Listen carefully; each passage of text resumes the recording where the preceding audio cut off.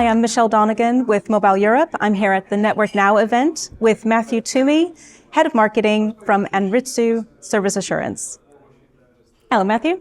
Hi, Michelle. Thanks for joining us today. No problem. So I think this is your first time at Network Now. Can you give us a brief overview of Anritsu Service Assurance? Anritsu is a very large company famous for test and measurement, and what Anritsu Service Assurance delivers troubleshooting and monitoring solutions to large telcos around the world. So maybe let me talk about the large telcos. So what they get from us is they get a solution to help monitor their network, but the problems we're solving for them are around monitoring, troubleshooting, understanding what's happening on their network, and if there's a real problem, we are the solution you come to find out what happened. So we are in a number of the large operators around the world delivering these solutions to them. So let me give you, I suppose, a story where we met an operator at Mobile World Congress, and he was asking, going, why do I have your system? I keep telling my engineers I want to have a new system, but they keep telling us that we can't lose your system. So can you tell me why? And the reason was that every time they had a problem, when they needed to actually know what happened, they had to use our solution for it. Now, so the foundation of the data that we capture is, I suppose, the value. But then on top of that, we have things like customer experience. We have AI and anomaly detection and other applications that help people understand what's happening on their network. You mentioned AI, and now Gen AI has been a huge topic this year, and it's likely to be a big focus for 2024 as well. Yes. Can you explain or share some insight into what Gen AI means for Anritsu? Yeah, so this is certainly something that gets asked at every event and is a keen topic of interest for us. I think from our perspective, we're really looking at what is the use case for our customer as they use Gen AI. So what is going to be the value for them? So rather than just taking our data and trying to apply Gen AI on top of what we're looking at, what is the best use of our data and what we can deliver to customers. And what we're looking at currently is for Gen AI to be the kind of built up super expert on top of our data. So let's say, for example, you have a guy working in network operations and there's a problem, and the next guy comes in the next day and he doesn't know about that problem. We can imagine surfacing our anomaly detection data into a Gen AI brain, if you like, that this Gen AI brain can be interrogated by all of the team and go, have I ever seen a problem like this before? Can you tell me how we solved this problem before?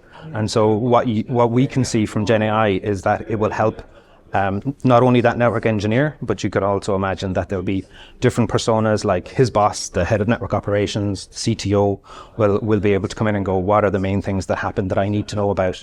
And that the Gen AI will not only see the data, understand the context, but then be able to position it via personas to the various interested parties inside the organization. So let's say another example, customer care, they will get a bunch of calls coming in if there's anything happening, if there's any problems. The customer care person can come into our Gen AI solution and go, the proposed Gen AI solution, we're working on this, can come in and go, hey, what happened in operations yesterday? Is there anything I need to know? And it'll go, here are the list of things. You might need to do this here, and giving that type of insight to different personas, bringing the foundational data that we have and those insights to everybody across the organization. So big changes. There's the potentiality of it is huge, I think. So the one thing with Gen AI, so everybody talks about it being like the next big thing, and it is, but it is only a technology, and what we can see for it now is it isn't going to be reactive on real-time data, but it can create a store of information and insight that will be better than what humans will have in their head, and so that's what we think where our use case, where we're going to deliver value to our customers, will be. And when we look ahead to 2024, what's in store for service assurance at Anritsu for next year? So 2024 is going to be a big year for us. We have a big announcement coming in Mobile World Congress, which I won't spoil because we'll be doing a big launch. But for me, and maybe linked to that launch, is we're going to talk about what it means for the future of service assurance. And for me, the future of service assurance is going to be linked to what's happening in the networks, where we're moving to 5G SA networks, which is cloudified, disaggregated, and more dynamic, and so the systems that monitor those things will need to follow. What we're also looking at as well is our systems. We have a lot of resources, let's say, to monitor your whole network. We are looking at ways to optimize that. We're also looking at certain partnerships that we think with like ecosystem partners with who also have insight, that their data may be less onerous to gather. And if we can link that to our data, then we could perhaps use their data as a proxy.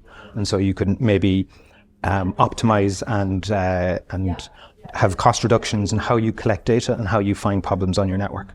So we think an ecosystem of partners sitting alongside service assurance, and then all of that will fit into more automation, more AI, and more enhancements on top of it. So I think for us, the future service assurance will have Gen AI, we'll have more AI, and then we'll have partnerships and automation on top.